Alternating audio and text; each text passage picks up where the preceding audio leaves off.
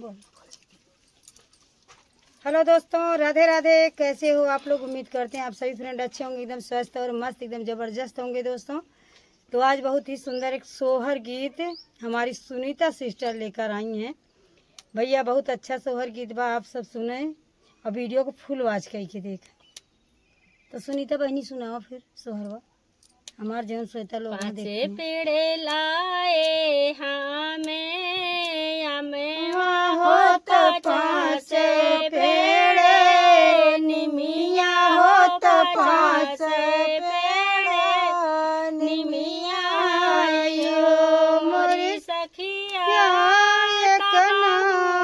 ना बागिया पुराने होने के होने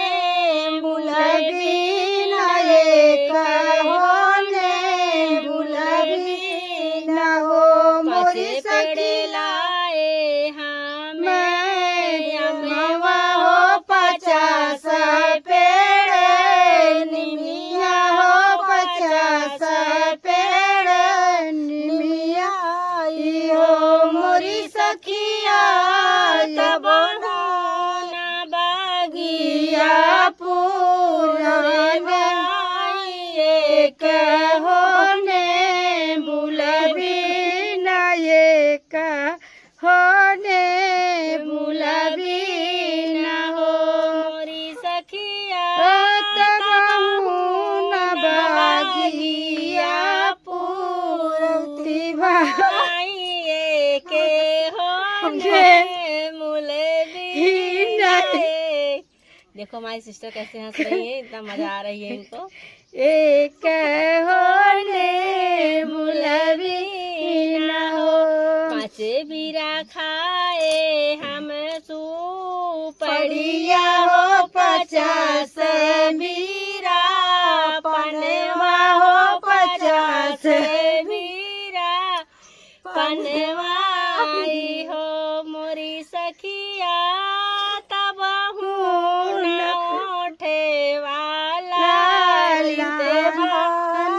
एक होने रे बीना एक हो खाए बीना पाँचे बीरा खाए हम पड़िया हो 50 बीरा पनवा हो 50 बीरा पनवाई हो मोरी सखिया तब दाते वाला लान होत एक ही खाए रे बीना एक हो खाए रे बीना हो मोरी सखिया तब दाते वाला लान होत एक हो खाए रे बीना एक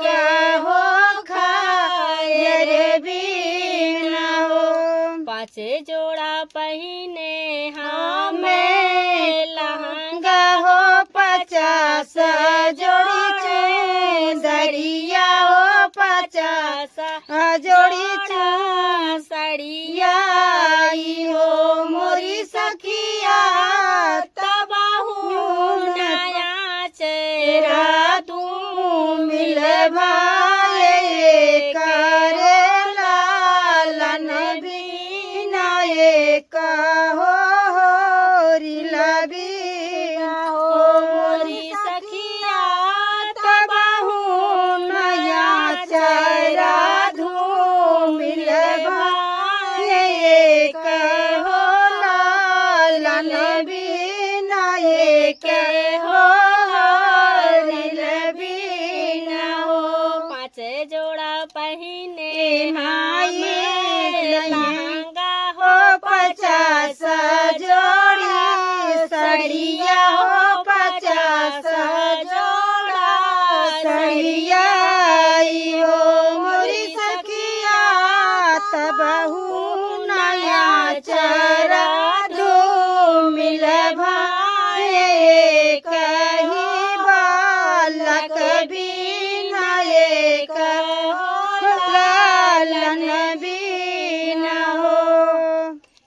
तो दोस्तों ये सोहर गीत कैसा लगा? मुझे तो बहुत अच्छा लगा दोस्तों, बहुत ही दर्द भरा है। और आप लोग जब इस वीडियो को और इस सोहर गीत को समझेंगे तो इसमें क्या राज छुपा है आप सबको पता चल जाएगा। तो दोस्तों फुल बात जरूर करना। फिर मिलेंगे नए वीडियो के साथ, आप सबकी सेवा में हाजिर होंगे। तब तक के लिए आप सबसे अनुमति लेते हैं। Bye bye. बिना हम से ही बता दीजिए, मजा ज्यादा आई है। दोस्तों हम बता रहे हैं इनकी हंसी का राज। जब ये कहीं कि 5 बीघा मतलब 5 पेड़ अमवा 50 पेड़ निमिया हैं और नेबुला तक का ठीक रही थे। जे कहीं 5 बीरा पान खाए कैसे हो वह जब 50 जब नीमी की बारी आई ही तो वही फंसाई आई गई है ना। ठीक तो जो ये तो सोहर है यार, सोहर में जैसे मतलब दोस्तों सोहर है और जहाँ जय बीरा पान खाई ले आप सब। जब कत्था न खाई हैं, खैर न खाई हैं तो कैसे ओठ लाल होई, कैसे दांत लाल होई बताओ आप सब। दांत तो ना जानी दोस्तों लेकिन ओठ जरूर लाल हो जाए। तो बहनी हरे हमारे सबका थोड़ा बहुत सपोर्ट कर जाए, आप लोग के सारे वीडियो बनाओ। हंसी मजाक का सोहर गीत था, हंसी मजाक का सोहर बा। कैसे लगा आपका हमारा सोहर? हाँ फिर मिलेंगे। Bye bye. छुआ पछुआ रे पछुआ ये हम कहीं कछुआ सब